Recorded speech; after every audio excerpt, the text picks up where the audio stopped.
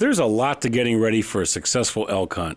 And if you're thinking about taking your first trip out west, there's a few things that you ought to know. Hi, I'm Chris Dolnack with the National Shooting Sports Foundation. I'm here with Dick Dodds of Elkhorn Outfitters of Craig, Colorado.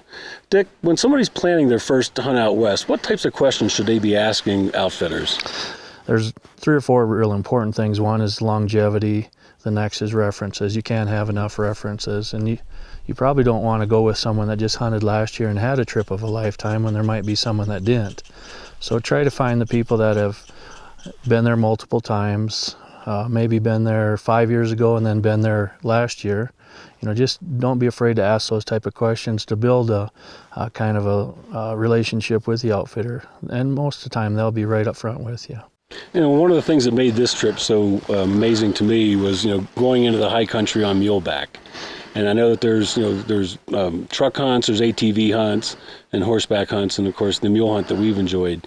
So what kind of questions should hunters be asking prospective outfitters? Most of us hunters have a dream in our head of what a hunt should be.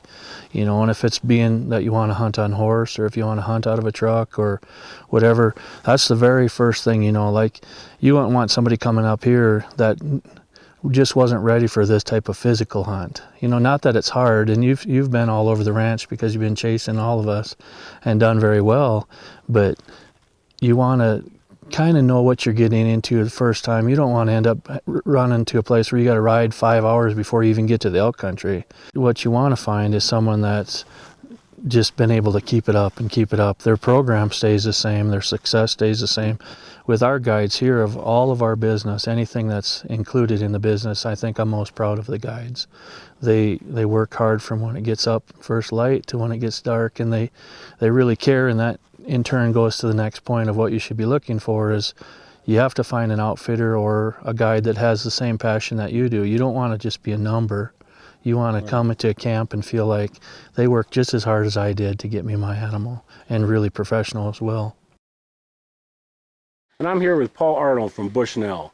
Paul, what are some basic pieces of optics equipment that first-time hunters need to bring out here with them?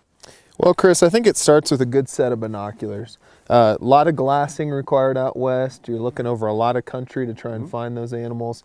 Getting premium optics no longer is an overly expensive endeavor either. I think people can find a set of binoculars for around $500. I'd look for waterproof performance as well, because you never know what Mother Nature's going to throw at you. Another important component of your gear is a good quality scope. I think at minimum probably a 3 to 9. A lot of folks maybe not used to shooting out as far as you're required to hunt out west. But being comfortable shooting out to 300 yards is important out here. Sure is. But you also want that lower power for the low light performance. Again, all weather performance is key too. You don't want to, when that shot presents itself, you don't want your scope fogging or having issues with rain. So, yeah, that's one thing we found this week. You can take shots out to 300 yards, and sometimes you'll find the elk in the dark timber, and it's really helpful to have a low magnification. Absolutely. Another important piece of gear when you're out west is a quality rangefinder. Again, you're forced to shoot out to 300 yards, so being able to identify your ranges. What we did a lot this week was predetermined our ranges. So looked out to trees, knowing where that animal is going to come out, so that you're not required to range that animal and then get the shot ready. Right, keep our movement down to a minimum.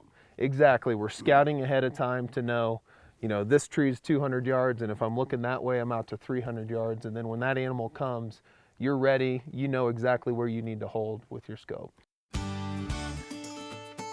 We're here in the high country of northwest Colorado, and the elk are bugling their heads off. And I'm here with elk hunting legend Wayne Carlton.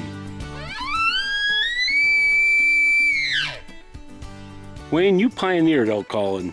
What kind of basic calls do hunters need to know to be successful out here when they're elk hunting? Well, the way I pioneered it is when I moved out west from Florida, I learned how to call with a turkey call. I actually call elk with a turkey call, and from that point, it led to calling more and more elk as time went on. And as time went on, then I saw the need to try to develop calls that created pitch and frenzy when you're calling to an animal to make them respond.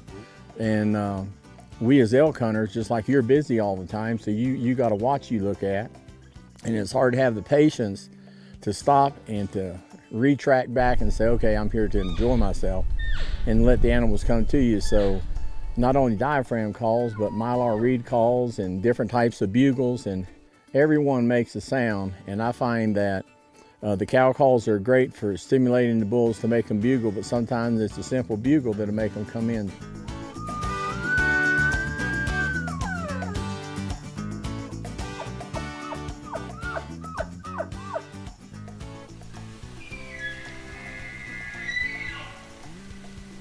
I go with a lot of fishing plugs. It's not just one.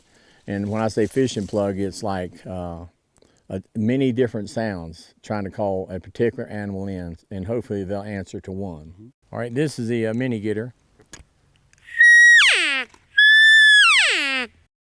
This is the bull getter, the mate of the mini getter. This is the Lone Ranger, and it's for real loud and trying to reach that bull on the other mountain. And it works well for that, but it also works really well for cranking them up in close.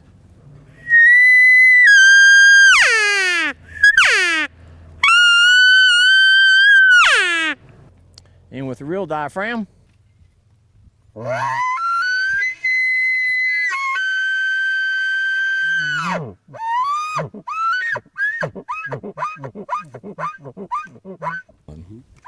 I kind of approach it that way.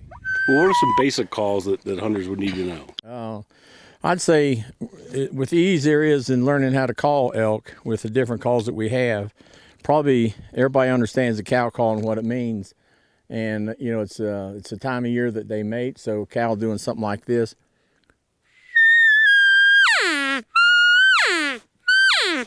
And that's a young cow or a calf, or it could be an older cow like this.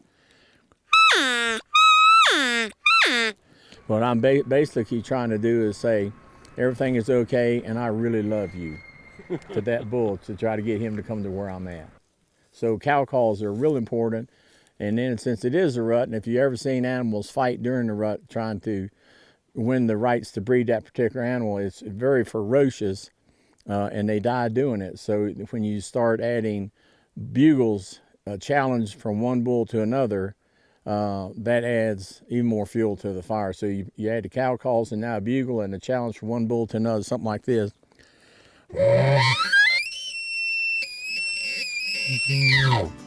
And basically that bull is telling the other bull, I'm gonna really whip your butt if you even come close. So it's real intriguing and an awful lot of fun.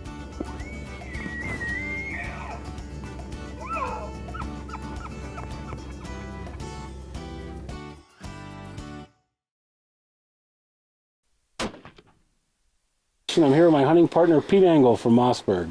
Pete, what makes a good elk hunting rifle? Well, there's several things to consider. First of all, weight. You're hiking up and down hills, steep terrain, and you want something that's easy to carry. And the nice thing is, you know, a synthetic stock is rugged. It can take some banging around. You might not necessarily want a real nice wooden stock on an elk hunt. So a nice synthetic stock, lightweight rifle.